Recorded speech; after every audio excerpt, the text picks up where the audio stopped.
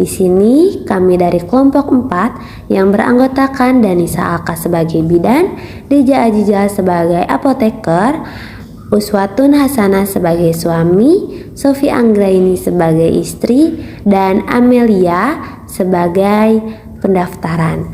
Di sini kami akan menampilkan sebuah video mengenai KB kepada PUS atau pasangan usia subur dengan media lembar balik dan metode konseling. Selamat menyaksikan.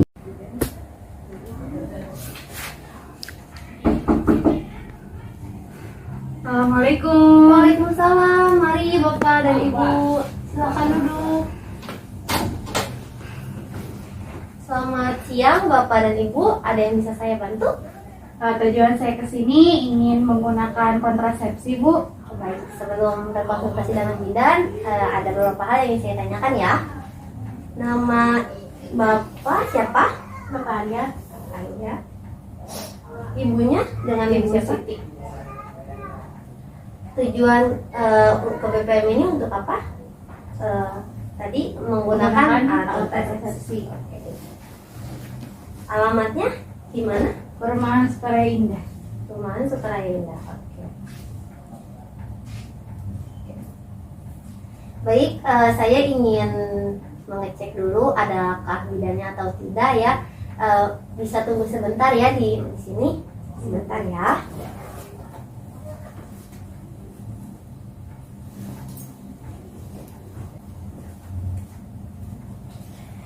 Bapak dan Ibu kebetulan bidannya sudah ada. Bila ingin konsultasi silahkan datang ke ini aja, ke ruang kebidanannya ya. Sebelah sana ya Bapak dan Ibu. Ya. Terima kasih ya, Bu. Ya, baik, sama-sama.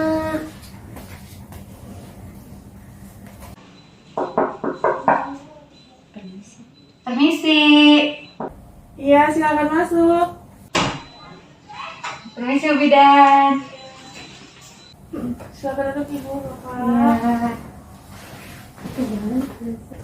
Selamat siang Bapak dan Ibu. Perkenalkan nama saya Bidan Danisa yang bertugas di BPM ini. Sebelumnya ada yang bisa saya bantu? Maksud saya ke sini, saya ingin menggunakan kontrasepsi, Bu Bidan. Oke, baik. Baik Ibu, sebelumnya ada beberapa hal nih yang ingin saya tanyakan terlebih dahulu ya. Nama lengkap Ibu dan Bapak, Ibu dulu namanya siapa? Saya Siti. Oke, Siti. Kalau Bapak? Arya. Arya. Umurnya berapa Ibu? 25 tahun. Kalau Bapak? 26 tahun. Ibu. Pendidikan selanjutnya? SMA. Ah, kalau Bapak? S1. Oke. Pekerjaan Ibu dan Bapak apa? Saya ibu rumah tangga. Saya PNS. Alamatnya di mana Ibu? Di perumahan Sukaraya Indah. Oke, baik. Sebelumnya, sebentar ya, saya ingin memanggil Bapak saya terlebih dahulu. Sebentar ya, Ibu dan Bapak. Mbak Amel. Ya, kenapa Bu? Mbak, mohon maaf, bisa tolong ambilkan kalender tentang metode alat kontrasepsi? Oh, baik, sebentar ya Bu. Iya, baik. Kasih, Mbak. Yang ini bukan ya Bu? Oh iya, iya Mbak. Terima kasih ya. Iya. Iya, baik. Ibu dan Bapak, Ibu, ini ada lembar balik ya, metode kontrasepsi yang ingin Ibu tanyakan kepada saya ya. Di sini ada macam-macam Ibu, macam-macam alat kontrasepsi Bu. Ada jangka panjang, hormonal, jangka pendek, dan hormonal ya. Nah, kalau misalkan jika jangka panjang ini tuh ada implan, AKDR, dan kontak. Nah, kalau non hormonal ini ada kontrasepsi barier metode dan penghalang tanpa hormon. Nah, kalau misalkan di jangka pendek ini ada pil KB, suntik KB, kontrasepsi sederhana dengan alat, dan kontrasepsi sederhana tanpa alat. Nah, jika yang hormonal ini ada alat kontrasepsi yang digunakan dengan cara mencegah kehamilan yang mengandung hormon. Nah, jadi begini Ibu dan Bapak, bisa dilihat ya, kalau keluarga berencana ini suatu usaha untuk mengukur jumlah anak dan jarak kelahiran yang diinginkan. Maka dari itu, pemerintah merencanakan nih program atau cara untuk mencegah dan menunda kehamilan. Nah, seperti yang kita ketahui ya Ibu, di sini ada tujuan keluarga berencana nih. Nah, tujuannya itu ada apa sih? Nih, Ibu bisa lihat nih di sini tujuannya untuk membentuk keluarga kecil sesuai dengan kekuatan sosial, ekonomi suatu keluarga dengan cara pengaturan kehamilan anak Bu, agar diperoleh suatu keluarga bahagia dan sejahtera yang dapat memenuhi kebutuhan hidupnya, dan untuk menurunkan angka kelahiran yang bermakna nih. Nah, tujuan ini untuk mencapai dalam 3 fase: menjalankan, menunda, dan menghentikan. Nah, maksud dari 3 ini itu kebijakan tersebut untuk menyelamatkan ibu dan anak akibat melahirkan pada usia muda, jarak kelahiran yang terlalu dekat, dan melahirkannya pada usia tua. Nih, di sini ada kontrasepsi Bu, bisa dilihat ya. Nah, kontrasepsi ini merupakan usaha-usaha yang mencegah terjadinya kehamilan. Nah, usaha-usaha inilah dapat bersifat sementara dan permanen, seperti itu. Ibu bisa dilihat di sini ada pil KB. Nah, pil KB oral ini yang menggantikan produksi normal estrogen dan progesteron oleh ovarium. Nah, efektivitas yang pada pil KB ini tuh penggunaannya yang sempurna. Nah, saya coba kembali cara kerjanya dari pil KB oral ini: menekan ovulasi, mencegah impotasi, mengentalkan lendir, serviks, dan pergerakan tuba terganggu sehingga transportasi ovum akan terganggu.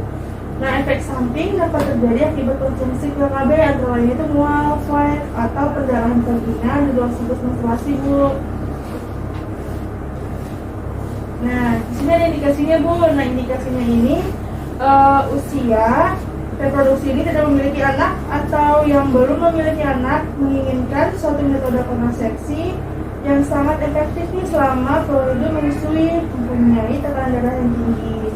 Nah, kontraindikasinya itu pil ini tidak boleh diberikan pada wanita yang menderita hepatitis, kanker pembuluh darah, kanker payudara, atau kanker kandungan, hipertensi, dan gangguan jantung lainnya. Nah, keuntungan dari pil KB tersebut ini tidak dapat mengganggu hubungan seksual Bu. Nah, siklus haid ini teratur nih. Nah, ini juga mudah dihentikan setiap saat. Kalau misalkan kerugiannya dari pil KB tersebut itu anemia dan perdarahan haid yang berat nih, perdarahan siklus haid, depresi, dan kenaikan berat badan, serta mual dan muntah. Nah, selanjutnya di sini ada kontrasepsi suntik nih Bu. Kontrasepsi suntik ini cara untuk mencegah terjadinya kehamilan dengan melalui suntikan hormonal. Efektivitasnya itu mempunyai yang tinggi nih, dengan 30% kehamilan per 100 perempuan per tahunnya jika penyuntikannya dilakukan secara teratur sesuai dengan jadwal yang telah ditentukan. Cara kerja dari KB suntik ini dapat mencegah ovulasi yang menghantam kondil serviks sehingga menurunkan kemampuan presentasi sperma dan menjadikannya selaput lendir rahim tipis dan atrofi yang menghambat transportasi gamet dan tuba fallopi. Nah, efek samping dari KB tersebut ini meningkatkan berat badan ibu nih, menstruasi ibu juga bisa tidak teratur, munculnya bercak darah pada vagina, dan perubahan mood, sakit kepala, dan mual dari payudara. Itu efek sampingnya Bu. Nah, bisa ibu lihat nih Bu, ada KB jenis KB suntik nih. Ini ada KB suntik 1 bulan. Nah, keuntungan dari KB tersebut ini praktis, efektif, dan aman dengan tingkat keberhasilan yang lebih dari 90% nih. Ini juga tidak mempengaruhi ASI dan cocok untuk ibu yang menyusui. Kerugian dari KB suntik ini di awal bulan pertama ini pemakaiannya terjadi mual, pendarahan berupa bercak di antara masa haid nih Bu. Nah, indikasi dari KB tersebut jika pada usia 35 tahun untuk wanita yang merokok aktif, nah ibu hamil atau diduga hamil, pendarahan vaginal tanpa sebab, penderita jantung, stroke, regular darah tinggi, dan kencing manis. Jika yang penderita kanker payudara ini yang sedang menyusui lebih dari 6 minggu nih. Nah, kontraindikasinya ini Jika ada ibu hamil yang memiliki riwayat kanker payudara, perdarahan bagi yang tidak diketahui penyebabnya, maka penderita ini mengalami gangguan hati seperti hepatitis, darah tinggi, atau diabetes. Baik, sebelum saya lanjut kembali, ada yang ingin ditanyakan Ibu dan Bapak? Tidak ya. Paham ya Bu? Nah, selanjutnya akan saya jelaskan kembali ya Bu. Di sini ada metode kalender, metode Landersapic, metode suhu basal, dan coitus interruptus ini termasuk kontrasepsi sederhana Bu. Ini tanpa alat ya kalinya. Kalau misalkan metode kalender ini salah satu bentuk nih alat kontrasepsi alami. Nah, kalau misalkan metode Landersapic ini saya juga kontrasepsi alami dengan mengamati perubahan Landersapic nih di antara siklus haid. Nah, kalau misalkan metode suhu basal badan ini, metode ini juga menghitung nih peningkatan suhu tubuh ibu sebelum melakukan hubungan seksual. Nah, kalau coitus interruptus itu sebuah cara mencegah kehamilan dengan melakukan ejakulasi di luar rahim Bu. Nah, metode amenor, laktasi atau mal ini merupakan yang bersifat sementara Bu yang dapat digunakan setelah persalinan. Ini semua tidak ada efek samping Bu ataupun indikasi yang berkontraksi karena metode ini metode kontrasepsi tanpa alat. Nah, ini juga merupakan metode alami, akan tetapi penerapan itu perlu sangat diperhatikan Bu, seperti itu. Selanjutnya saya memasuki ke alat kontrasepsi sederhana dengan alat ya Bu.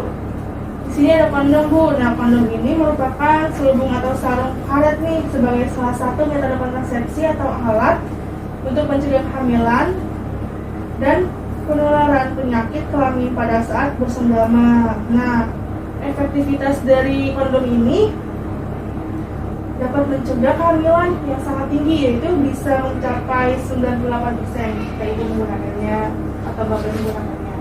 Nah, cara kerja dari kondom ini menghalangi terjadinya pertemuan sperma dan suatu telur dengan cara mengemas sperma di ujung selubung yang karet yang dipasang pada penis bapak sehingga sperma tersebut tidak tercurahkan dalam saluran reproduksi ibu. Nah, ini juga dapat mencegah penularan mikroorganisme. Nah, efek samping dari kondom ini yaitu ruam, gatal, dan hidungnya itu rada meler ya Ibu. Nah, hingga menurunkan tekanan darah jika lebih lateks dan sensitivitas berkurang. Kehamilan yang tidak direncanakan. Indikasi dari kondom tersebut yaitu dapat digunakan untuk semua pasangan usia subur. Nah, yang ingin berhubungan seksual namun belum menginginkan kehamilan serta untuk perlindungan maksimal terhadap IMS. Kontraindikasi dalam kondom tersebut ini secara psikologis pasangan ini dapat menerima metode ini malformasi penis dan apabila salah satu pasangan alergi terhadap karet lateks. Nah, keuntungan dari kondom tersebut ini mudah didapatkan di mana saja Bu. Nah, ini juga boleh digunakan untuk ibu menyusui karena tidak mengganggu reproduksi ASI dan mencegah ejakulasi dini. Harganya juga murah dan sangat terjangkau. Nah, kalau kerugiannya itu cara penggunaannya ini sangat mempengaruhi keberhasilan kontrasepsi. Agak mengganggu sedikit nih karena hubungan seksual ini harus selalu tersedia setiap kali berhubungan seksual. Jadi ganti-ganti gitu, nggak boleh sekali pakai lagi, harus diganti seperti itu.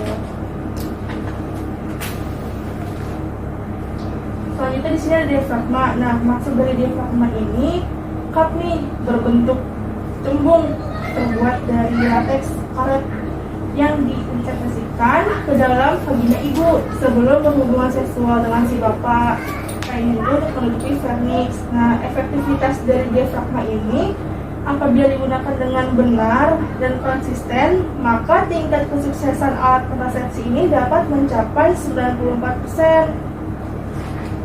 Cara kerja dari diafragma tersebut ini dengan menyebabkan sel membran sperma terpecah, memperlambat pergerakan sperma dan menurunkan pembuahan sel telur. Efek samping dari diafragma tersebut ini juga cukup sering menyebabkan reaksi ibu alergi atau iritasi pada vagina ibu ataupun penis si bapak. Nah, Jadi kulitnya itu di sekitar organ intim itu tuh kayak ada ruam-ruamnya gitu Bu. Ini juga bisa menimbulkan gejala berupa rasa gatal, perih, dan kemerahan di organ intim bapak atau ibu. Nah, di sini indikasi nih, indikasinya ini menyukai metode kontrasepsi hormonal seperti perokok atau di atas usia 35 tahun. Dia juga tidak menyukai penggunaan AKDR, menyusui, tidak perlu. Kontrasepsi ini memerlukan proteksi terhadap PMS. Keuntungan dari kontrasepsi tersebut ini, nah jika digunakan dengan benar dan tidak mengganggu ASI, dapat melindungi dari MS, HIV, dan AIDS, dan tidak mengganggu kesehatan tubuh. Kerugian itu tuh perlu diperhatikan kembali ya Ibu dan Bapak. Dalam penggunaan yang ini, agar efektivitas ini dapat mengganggu kegiatan hubungan seks dan dapat menyebabkan alergi. Nah, kontraindikasinya ini berdasarkan umur Ibu dan kualitas serta masalah kesehatan menyebabkan kehamilan menjadi beresiko tinggi dan terinfeksi saluran uretra, tidak stabil secara psikis ataupun tidak suka menyentuh alat kelaminnya. Jadi seperti itu Ibu dan Bapak. Kita di sini ada spermisidia. Nah, spermisida ini adalah bahan kimia nih yang bisa non-oksinal dan digunakan untuk menaktifkan atau membunuh sperma.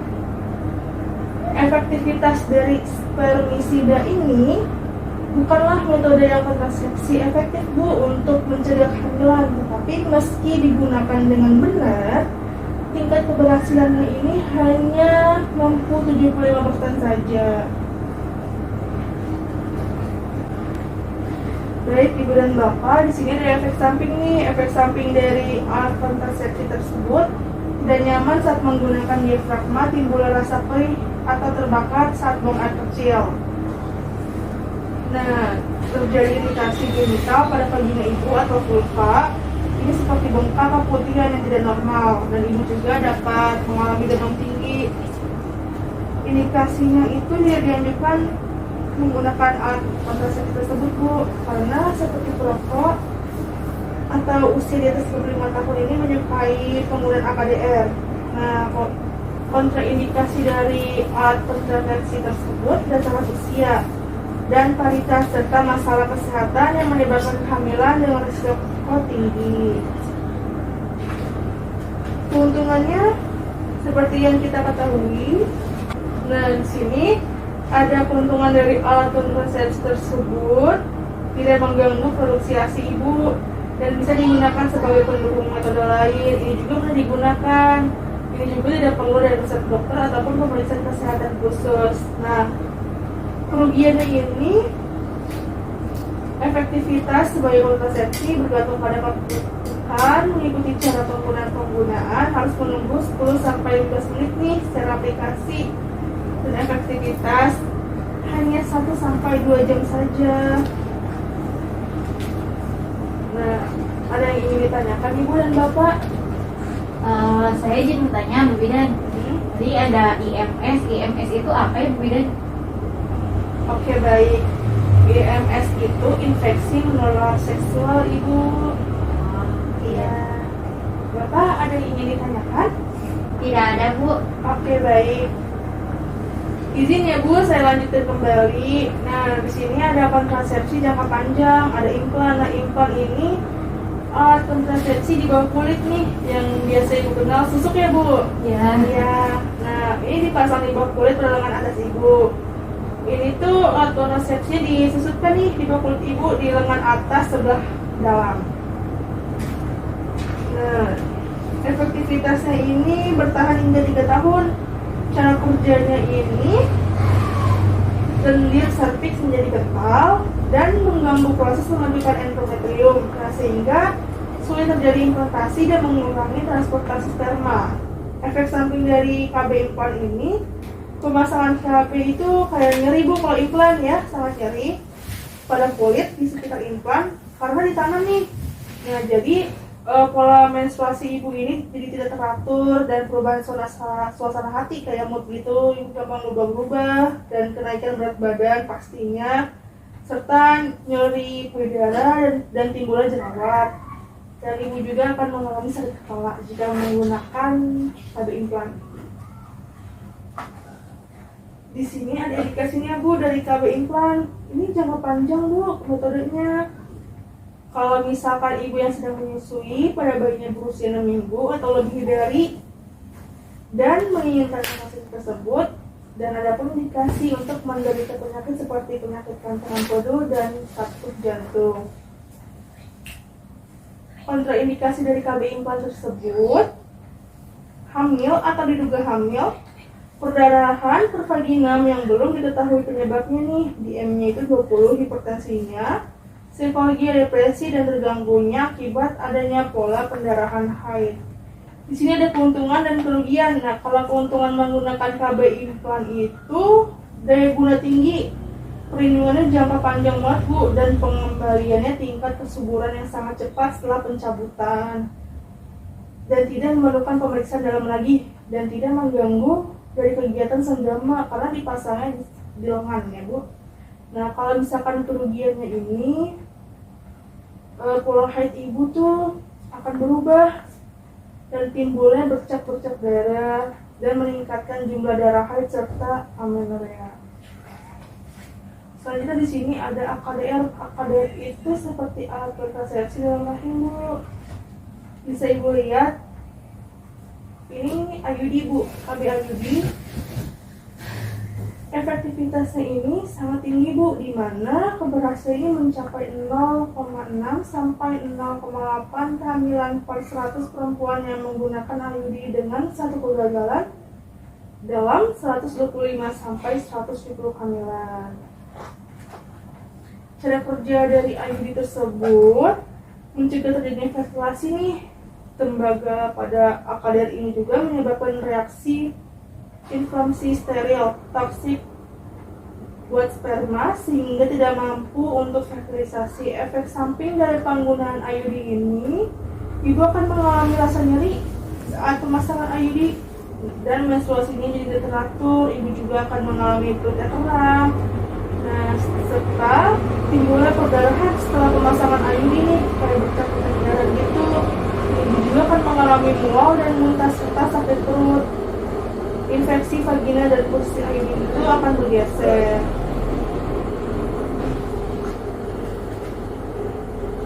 Indikasi dari KB IUD ini, usianya ini reproduksi Bu. Keadaan multipara menginginkan menggunakan kontrasepsi tersebut ini sangat jangka panjang, dan menyusui yang menginginkan menggunakan alat kontrasepsi tersebut selama melahirkan itu dan tidak menyusui bayinya, atau bisa juga setelah mengalami abortus. Kontraindikasi dari KB IUD ini, jika sedang hamil nih, perdarahan pervaginam yang tidak diketahui penyebabnya, 3 bulan terakhir sedang mengalami atau sering menderita penyakit radang panggul atau abortus septik. Nah, keuntungannya yaitu efektivitas ini sangat tinggi Bu. Perempuan itu dalam 1 tahun pertama itu 100% Bu. Ini juga dapat efektif segera setelah pemasangan. Ini juga metodenya sangat jangka panjang dan tidak mempengaruhi kualitas ASI ibu. Kerugiannya yaitu ini juga tidak dapat mencegah IMS Bu, infeksi menular seksual. Ini juga diperlukannya prosedur medis termasuk pemeriksaan pelvis. Serta untuk melakukan, perempuan ini juga harus memasukkan jarinya ke dalam vagina. Sebagian perempuan tidak mau melakukan hal ini. Jadi seperti itu Bu. Ada yang ingin ditanyakan Ibu? Tidak ada. Oke baik, saya lanjut kembali ya. Di sini ada alat kontrasepsi mantap.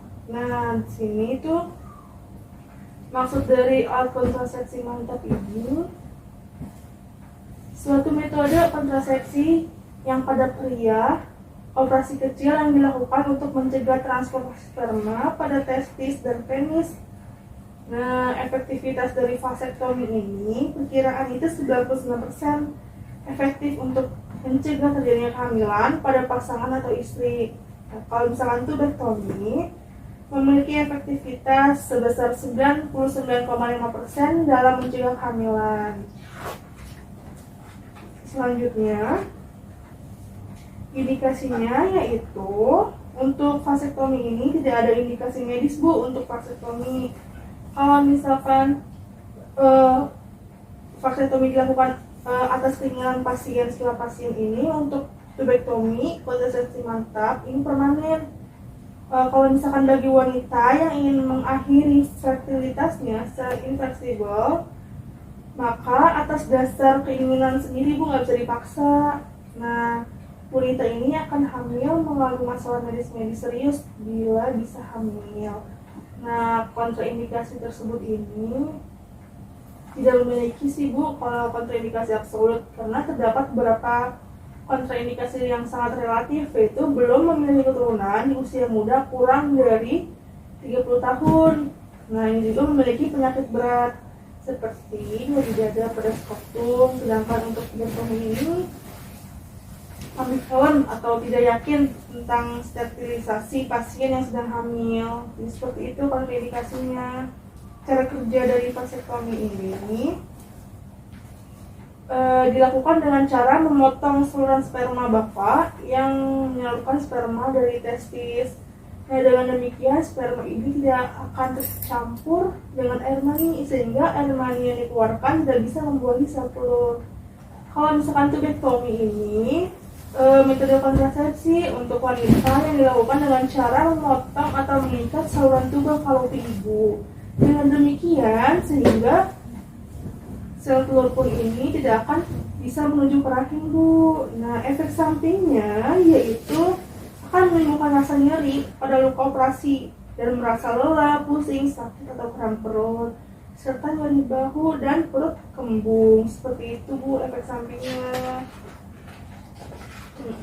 Keuntungannya, kalau misalkan untuk vasektomi ini lebih dari 99% efektif untuk mencegah kehamilan dan tidak mempengaruhi kadar hormon. Sedangkan untuk tubektominya ini tidak harus ingat untuk minum pil setiap hari dalam pelaksanaan program keluarga.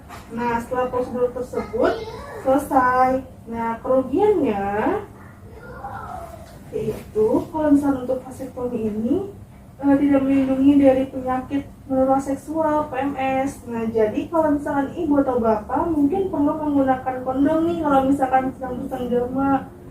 Nah, jadi ada kemungkinan komplikasi terkait operasi jangka pendek seperti ketidaknyamanan, infeksi, dan saluran juga bisa tersambung kembali. Tapi ini sangat jarang sering terjadi ibu dan bapak. Seperti itu penjelasannya dari saya. Oke, baik ibu dan bapak.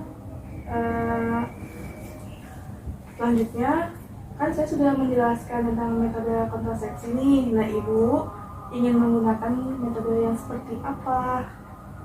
Setelah saya mendengarkan paparan dari ibu, jadi saya ingin menggunakan KB pil Bu, dan itu juga tidak melakukan pembedahan, dan saya juga sedang menyusui. Apakah itu aman bagi saya Bu? Oh, tentu saja aman ibu ya, karena saya sudah menjelaskan, saya ada pemaparan materinya ya Bu, itu sangat aman sekali. Nah, ibu kan ingin menggunakan pil ya Bu, pil KB. Nah, ibu ingin mengkonsumsinya sekarang atau gimana? Atau nanti? Sekarang aja.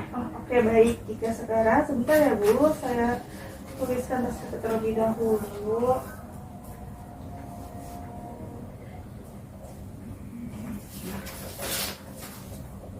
Jadi ibu, ini resepnya. Nanti ibu dan bapak bisa mengambil di depan ya Bu, di tempat pengambilan obat. Ya, baik. Makasih ya Ibu Bidan. Ya, sama-sama. Permisi Mbak. Iya. Ada apa Ibu? Ini saya mau mengambil yang diresepkan Ibu Bidan Mbak. Oh, tentang kontrasepsi pil KB ya Ibu? Ya. Bentar ya, saya cek dulu. Iya, baik Mbak.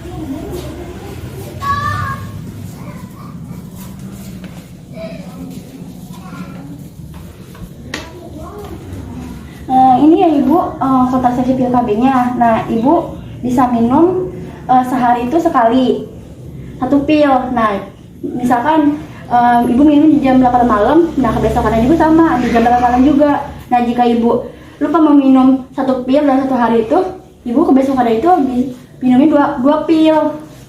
Jika pilnya habis, ibu bisa berkunjung kembali ya ibu, supaya penggunaan kontrasepsinya itu efektif. Seperti itu ibu. Ya baik Mbak, makasih ya Mbak. Ya, sama-sama. Ya mari Mbak. Ya. Mungkin itu saja yang bisa kami sampaikan. Semoga bermanfaat. Kurang lebihnya mohon dimaafkan. Thanks for watching. Wassalamualaikum warahmatullahi wabarakatuh.